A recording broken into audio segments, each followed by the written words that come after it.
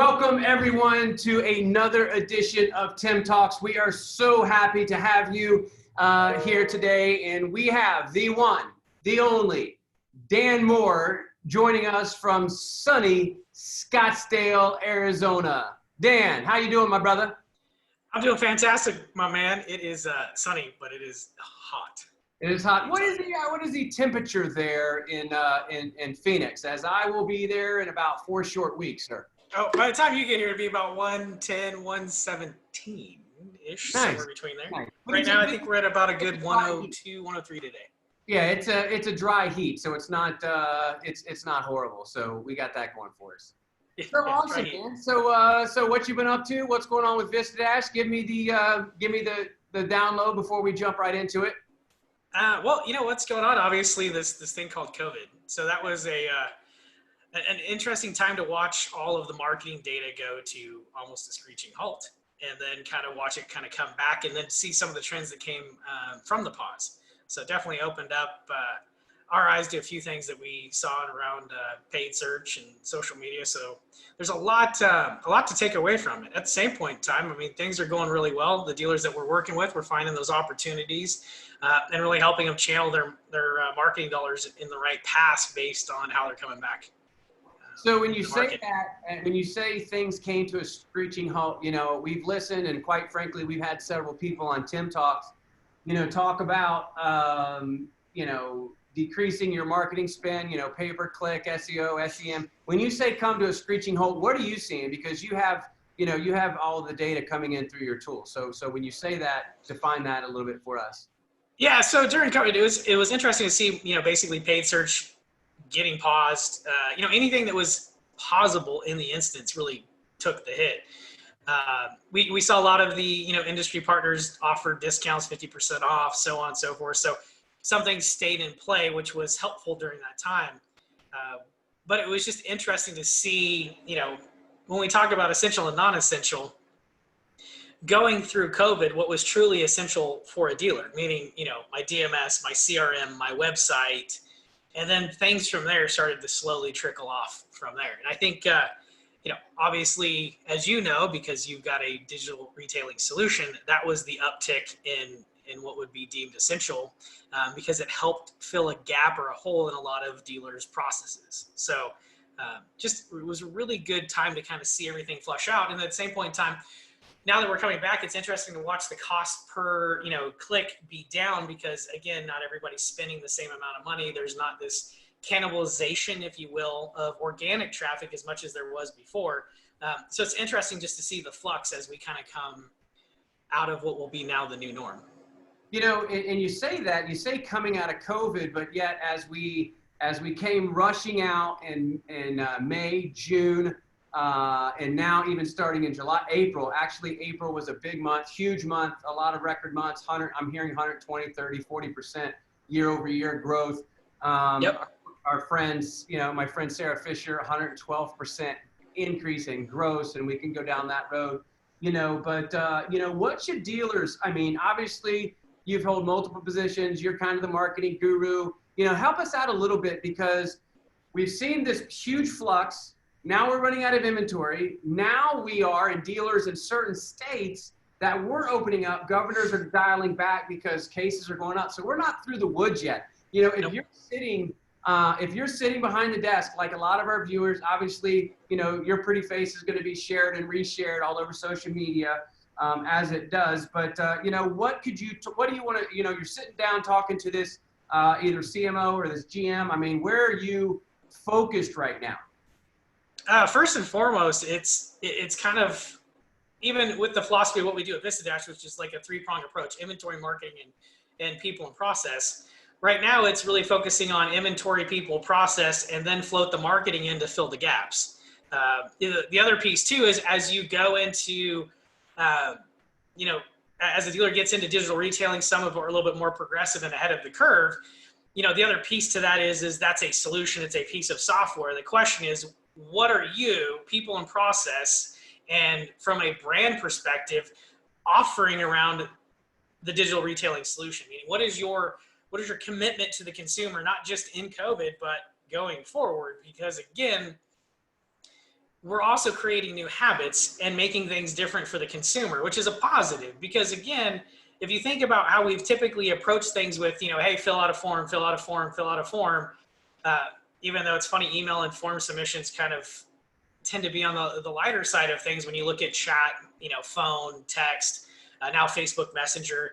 You've really got to, you know, hone your skill set into, we've got to be a communication, you know, business to some extent, in the aspect of how can we communicate if someone wants to come off of Facebook Messenger, or they want to text us, chat us, call us, you know, because email is not going to be the primary, and we can't force a consumer down a certain path that's comfortable for us, because then they're going to go find someone that's going to communicate in the style that they want to communicate in. So it really comes down to, a lot of people, I've heard the word, you know, consumer experience, 1000%. So that's part of the people in the process around what is your consumer experience from start to finish. So when I come onto your website, whether I go onto a third-party site and then I walk into your dealership, does the experience all kind of come together?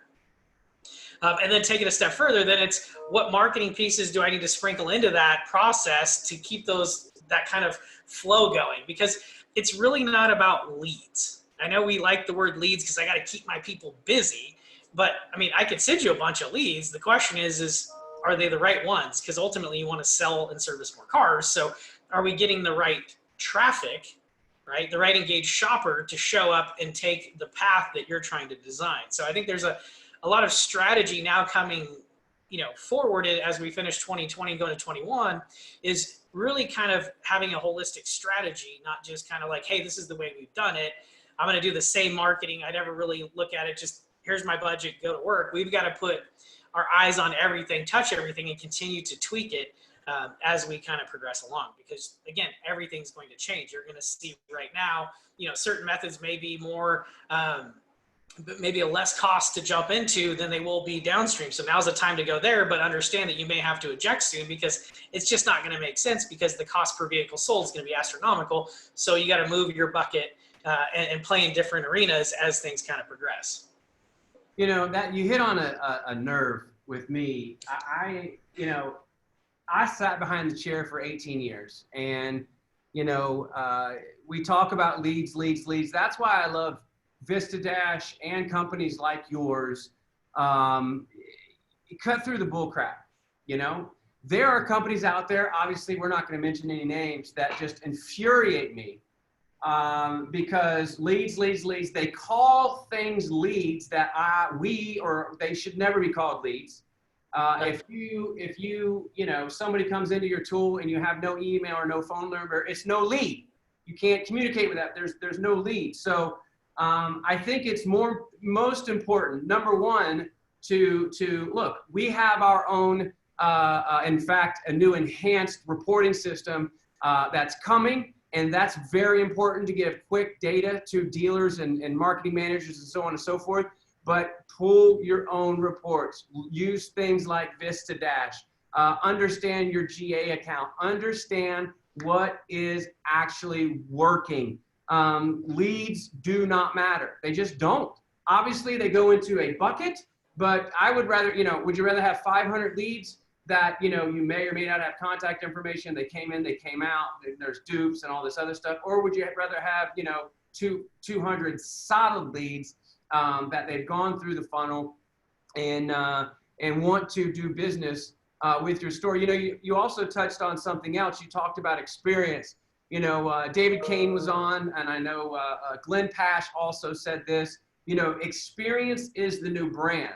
And then when I was talking to Paul Daly, he said you have to be very, very careful to not just make it, you know, we think about experience as a new brand, we talk about the sales process, but truly, and listen, I don't want to, there's several dealer groups out there that have just literally hit the cover off the ball. Not only are huge numbers, but picking up 3 and 4% market share by doing exactly what you're saying, creating that experience. Whether someone comes into your service drive, we talk about service all the time.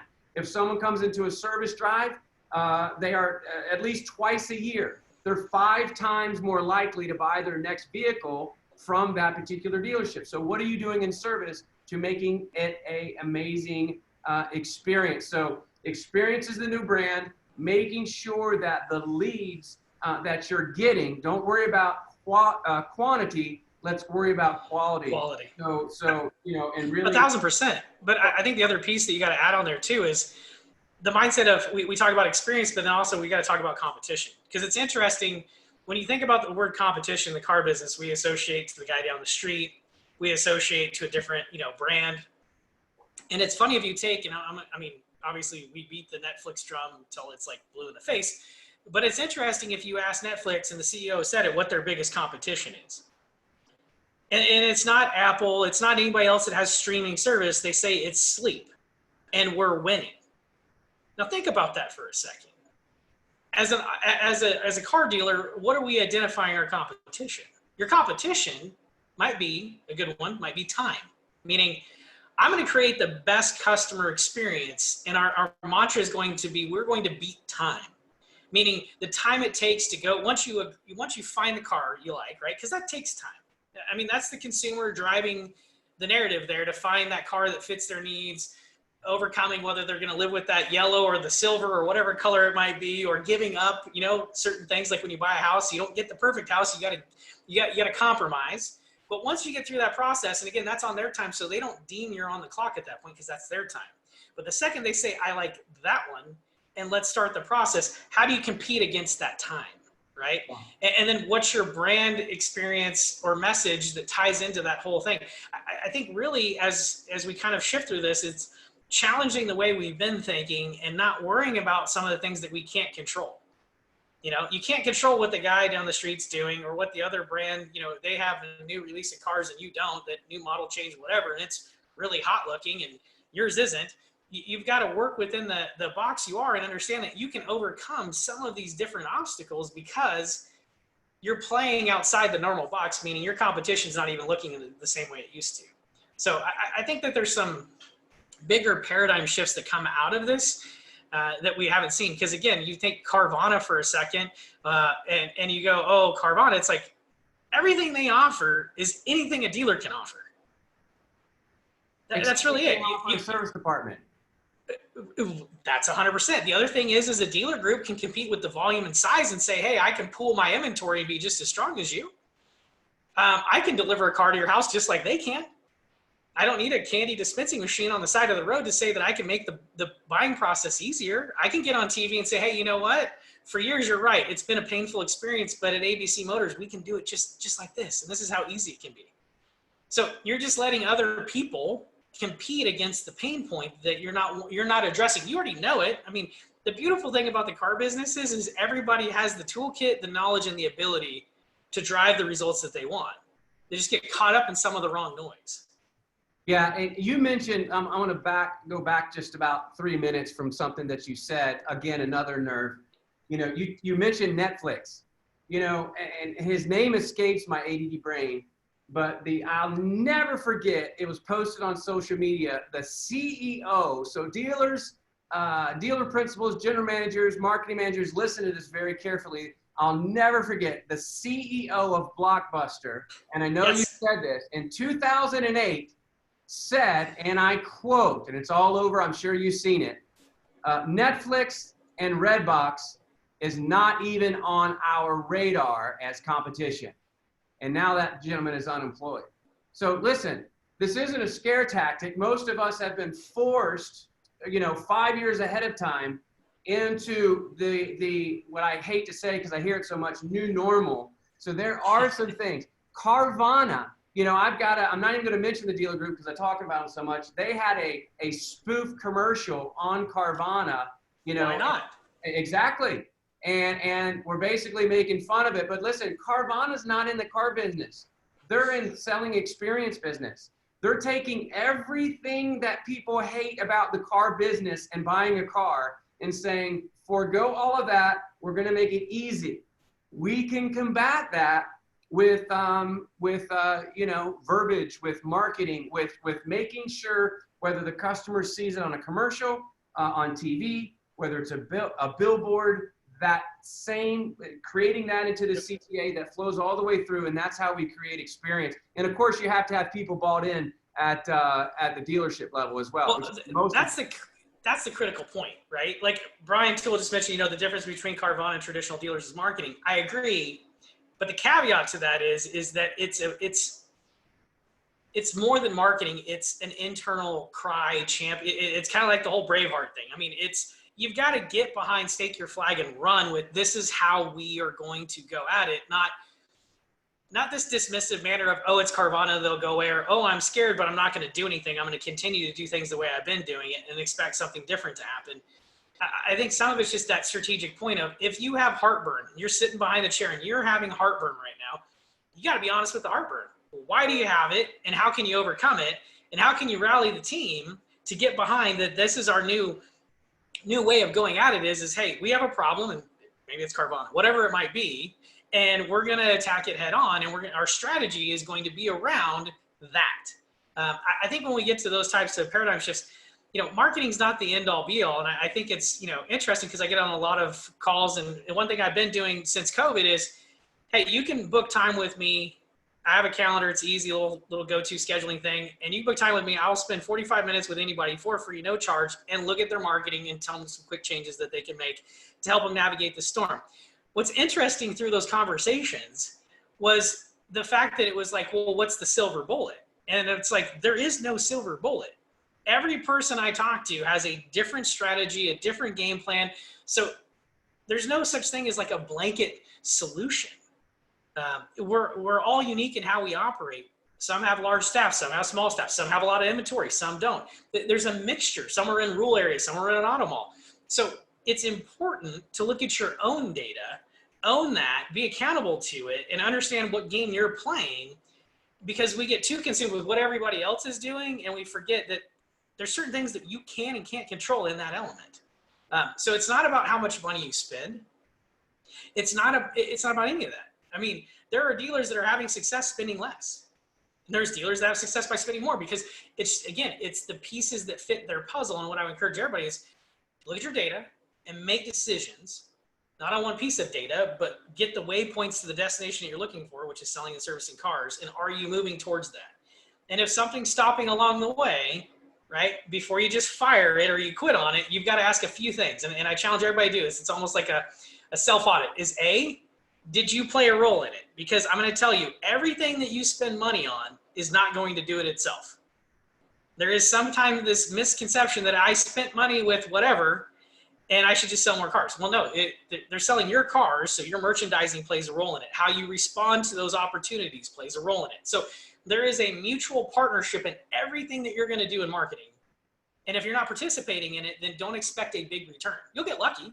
You'll have a couple good runs, but it's not going to be an ongoing thing. So I really encourage you not just get in the data, but understand the process and how much you're in that process with these different marketing partners. Let's just say, great hair today, by the way. I was going to say something about that earlier, but so Tim gets the first shot today. I was being kind. I wasn't going to take the first shot. So now it's game on. That wasn't a shot. You got the great hair game. COVID has not affected you going to your hairstylist. It's fabulous, and just keep rocking with it. So that being said, moving along, if you were a general manager, see how it just blew right by that? You're trying to escape it. Yeah, I got you. Right. So I don't get blasted. So you're a general manager and you sit down right now. I mean, look, we've got a lot of puffed out general managers right now because they just came off 3 months or 2 months of just amazing months, and now they're running out of inventory. And that same manager that might have thrown a tool on their website or whatever, but let's just say you're that guy, Dan. I always love to ask this question. You're sitting behind the desk, you're going back behind the desk.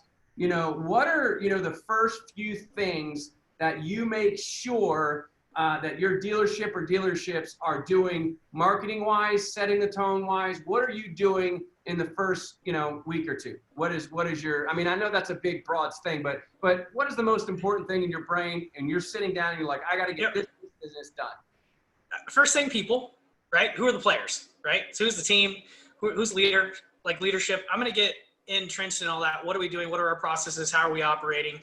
Obviously, like anybody behind the chair, we're going to get into the numbers, right? Money talks, right? Always. marketing will be a quick and easy. I mean, it's where I spend my life. I mean, again, you're teeing me up here for marketing conversations, and I can hit those all day long. I don't want to discount the fact that there's more critical things to everything than just marketing. I think we get hung up on marketing as the end all be all. It's a piece in the puzzle, but it's not the biggest piece, because you can spend all the money in the world. If you don't have the people in the process, nothing's ever going to convert, so you're not going to sell any cars. If you don't have the inventory, you can market everything till you're blue in the face. I mean, I can't tell you how many dealers I see doing ads around inventory, and they don't even have the inventory. And I'm going, why are you spending the money? Well, because we're getting the inventory. I'm like, the shopper's in the right now business. If they're coming to their website, they're looking for the vehicle, they're getting close to purchase. You're kind of on the hope and the prayer. Why are you wasting your money? And to answer, Brian had a good question too, and it kind of ties back to what you're saying, Tim. With 19 different digital touch points, how do you effectively measure influence of each marketing channel on sales? Simple.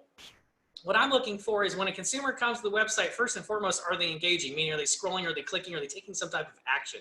I don't care about time on site, page view, bounce rate. I can argue those metrics any way I want to, any day of the week, to make me feel warm and fuzzy. Second, I'm looking at photo, what we measure is photo engagement rate. Yes, I know I'm kind of plugging my own self here, but you can measure it too. It's easy to set up your own events and goals in Google. But photo engagement rate means kind of that virtual test drive, that virtual walk around, meaning, are my vehicles getting the looks that I'm trying to drive? Am I getting really engaged shoppers? Then from there, I'm looking at how many chats, text, form fills, click to calls am I getting from my campaigns at the campaign level, right? Whatever that is, email campaign, Facebook, Google, whatever else you're doing, third parties, right? Tracking all of those effectively. Because there's several arguments, cancel all third party, go all this way. And I'm going to tell you, most everybody that's talking about these things is just trying to get you to spend money in those arenas. There is a mix, a perfect storm that you will find as you look at your data.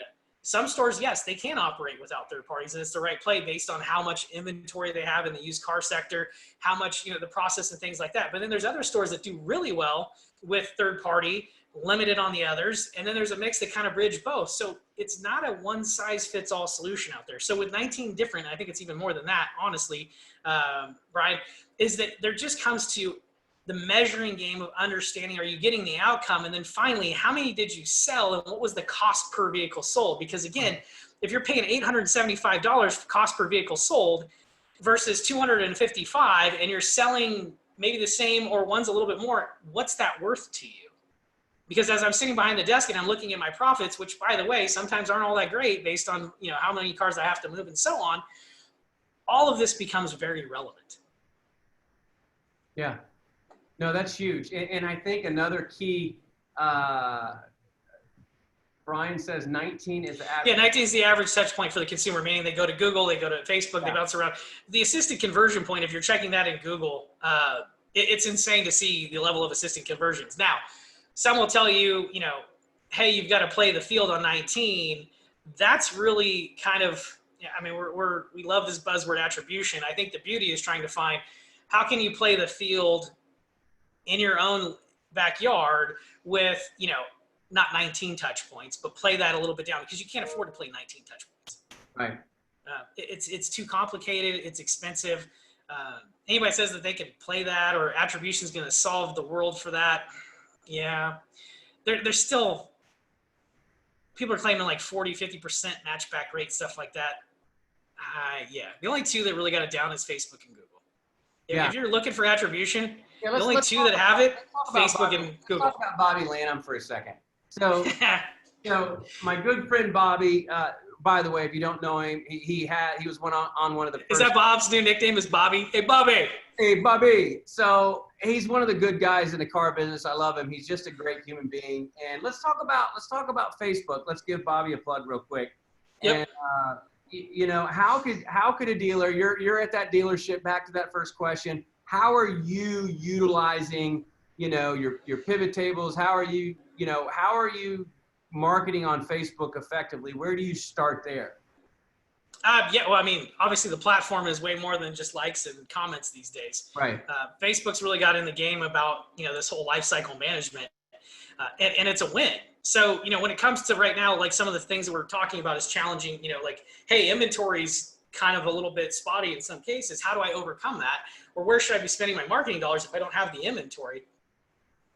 If you build the right, kind of a lifestyle marketing strategy inside of Facebook, you pick up those pieces, meaning Not only can you use, your CRM or companies like Auto Alert to equity mine, but you can use Facebook just the same because you can pump in these email lists. I can go to my CRM, for example. I can call like, hey, maybe I'm looking for, off lease, right? So I get those emails, I plug those into Facebook. Now I can do an off lease campaign, right? I could take the same thing from a service standpoint. Someone that, opted out of maybe a, $500 to $1,000 service, big service, right? Do a campaign to, hey, we'll give you, 20% off your next service, or we would love the opportunity to show you a replacement vehicle. If you're not interested in spending that freight, because we've got some great offers that may be advantageous. So again, there's several different ways that we can leverage these platforms at a lower cost per entry. Yeah. So that we can get a little bit more quality, because again, I can be targeted because I'm using an email list of clients that are in the pipeline. And they're your customer. Or I can go outside and say, hey, in a geo, fence of my dealership, I can run a service offering, a service special, which by the way is cheaper than the company that I'm paying that's so-called co-opt to go out there and generate a, $19.99 coupon for an oil change. It's like, well, I would rather service people in my area, so I can go, let's say 30-mile radius around my dealership, and I'm going to offer a $20 oil change. Yeah, exactly. And it's going to be cheaper. It's going to be more effective. So again, I think there's just the challenge that really comes from sitting behind the desk is, we're car guys and gals. We're focused on selling a car, right? Marketing to some extent, like, hey, I know I need to do marketing, but I can't be, a jack of all and master of none. So it's really trying to find and leverage your partners and hold them accountable to giving you the data to make intelligent decisions or guidance to maximizing the return. And I know it's a challenge because I've got a website provider here because this is OEM mandated. And then, well, I don't do paid search with them. I don't like them. I went with somebody else because I feel handcuffed here. So I went with this guy, but he doesn't do anything with my website. So now I just got to land it on a page because that's all I can do as a paid search provider is land it on, well, maybe I'll do the search results page or the home page or the vehicle detail page. And then you go, well, you're not performing very well. Okay, well, I just landed it with the pages I was given. So there's all these disconnects and challenges because in the middle of it all is you, the dealer, and you've got to be air traffic control going, I expect more, I expect synergy.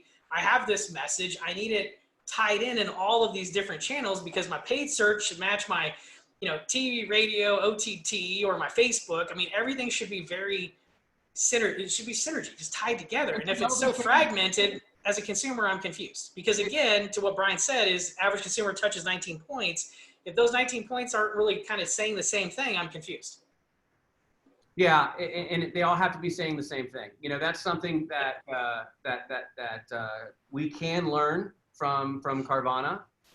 If you see one of the 90 million billboards they have around the country, if you hear one of the gazillion commercials they have on TV, it's always car guy and girl bad. We're good, cut the hype, but the dealers, and the beautiful thing that's come through the last 120 days is, as I always have to, I can't even watch the news, everybody knows that, I can't get blacked out either, no matter what channel it is, but I'm that guy. So, but there's good that's come out of this, and some dealers have been forced into, okay, I need an execution plan, how are we gonna do this?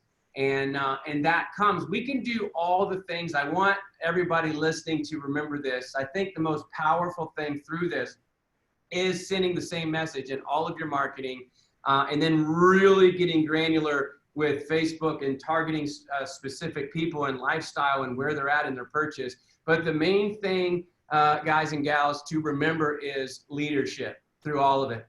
You can have the best of everything, but if people hate coming to work every day, let's just boil all the water out of the pot, as everybody makes fun of me when I use. But look, when you boil all the water out of the pot, what you got left is what you got left. And you can do all these things right and create an environment of ego and pride and throwing paperwork and cussing your people where people dread coming to work.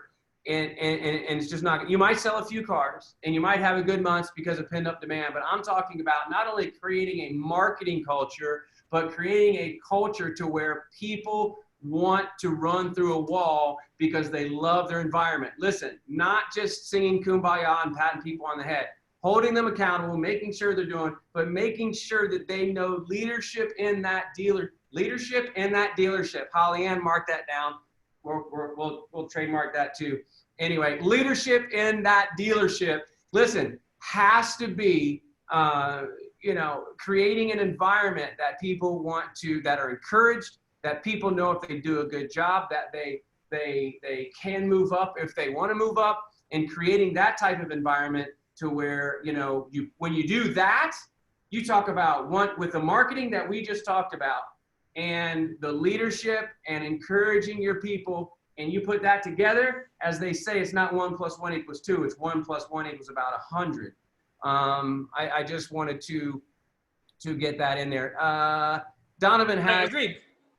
Donovan has. I want to get to Donovan. I think that's a question. Go ahead and read that, Dan. Yeah. So with marketing contributing with primarily customers at the top of the funnel through traditional and other marketing platforms, do you have tips and tricks? Yeah. Well, first I would tell you, traditional isn't necessarily top of the funnel.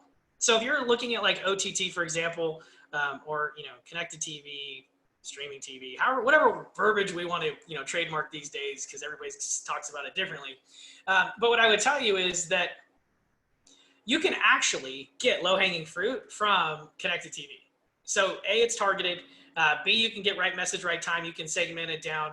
Obviously, when you look at like Comcast or Spectrum, it's in their program. So again, there's going to be a little difference in what OTT looks like versus going to like YouTube, Hulu, things of that nature. But there are some low-hanging opportunities in there that I think a lot of people missed and still could take advantage of. Because if we talk about from a marketing perspective, one of the things a marketer always wants and dreams of is what's called a captive audience.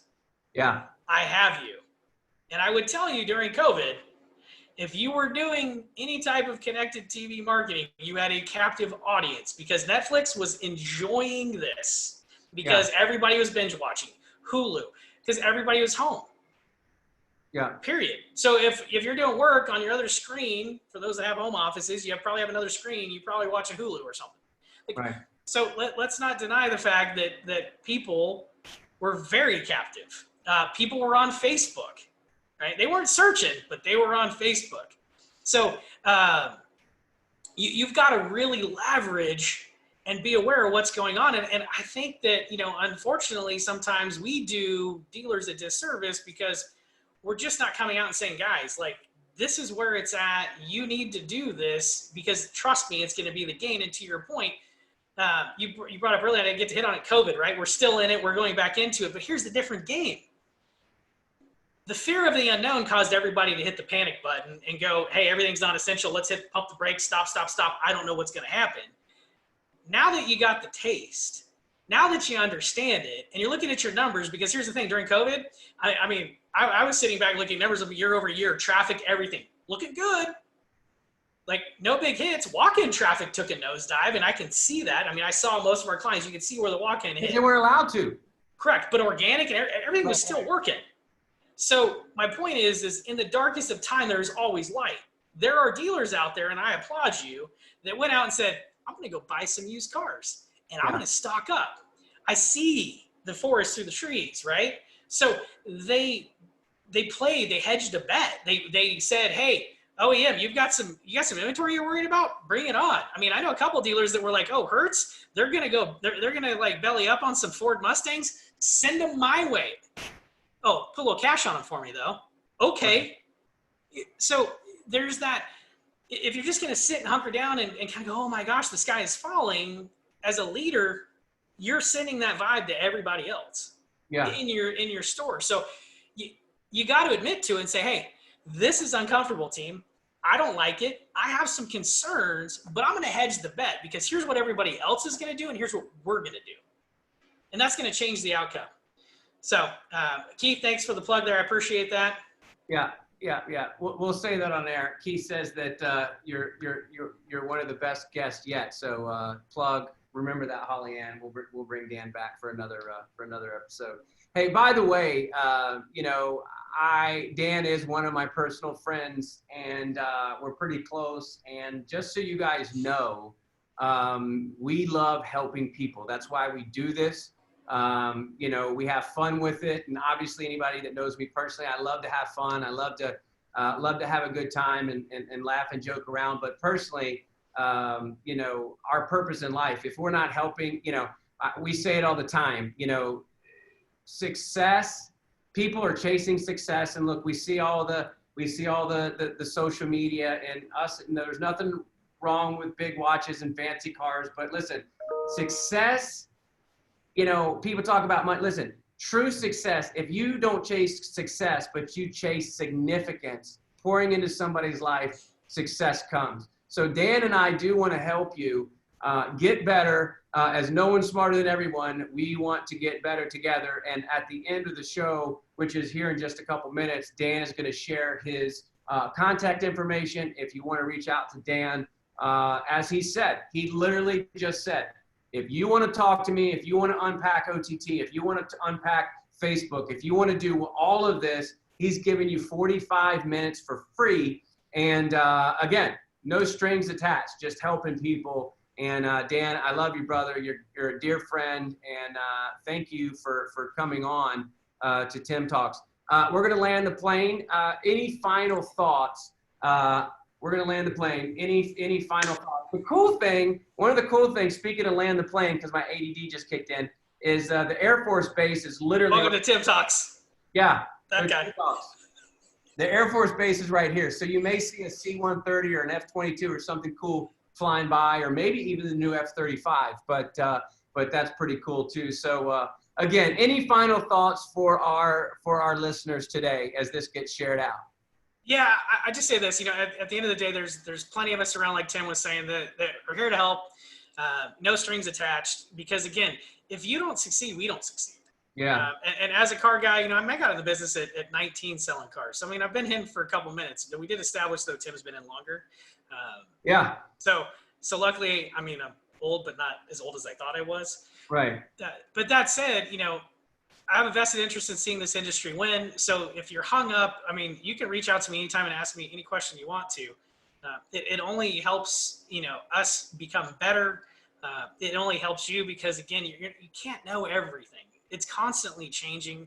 I mean, we joke around all the time. I'm like, what did you forget today? Right. Because something new is already replacing, you know, something. So don't get hung up out there. Don't get, you know, and don't subscribe to some of the hype. I mean, I know that there's people that, you know, hey, we'll do a free audit. Okay, well, you're a paid search company doing a free audit of the paid search company you have. How do you think that's going to come back? Like, I don't want to be that guy. And I know I'm going to cause some heat because some of my friends are probably watching this and go, dude, I felt like you kind of shot a jab at me. I'm not shooting a jab. I'm just being honest. Like, there's got to be a point where we're just agnostic about what works and doesn't work. And if you're good, then you should be proud, stand tall. Yeah. If your product is, you know, and I'll tell you this right now, the one thing, you have your pain points. This is my number one pain point. We don't share Google AdWords with any dealers' analytics. Why? We have proprietary stuff. Yeah, I bet. There's only so many keywords, folks. There's only so many ways you can do this. Right. So if you're not seeing your data and someone's saying they can't show you the data, please give me a call. Yeah. Please. Yes. Yeah. Dan at Vistadash.com. Heck, you can text me, call me, 916-740-5854. If you text me, you've got a better shot. See, that's how it works. I don't even answer my phone anymore. It's just constantly, just text me. Yeah.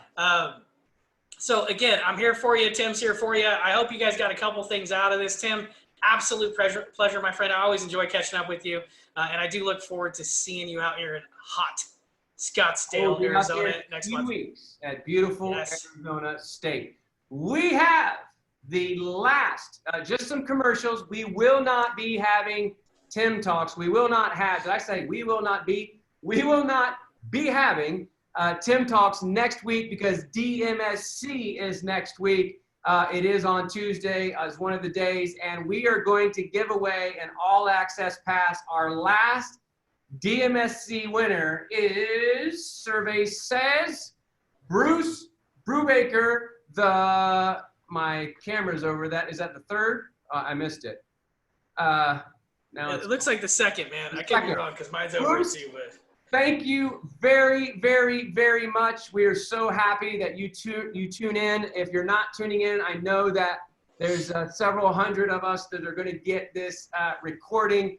Please, we're going to send you all the information, and you can look like a hero at your dealer group as we share that with your service and sales staff. As always, as we always end, again, I love you, brother. Thank you so much, Dan. Absolutely, man. Awesome, brother. And listen, always remember, no one's smarter than everyone. We'll all continue to get better together. Love you guys. We'll see you next week.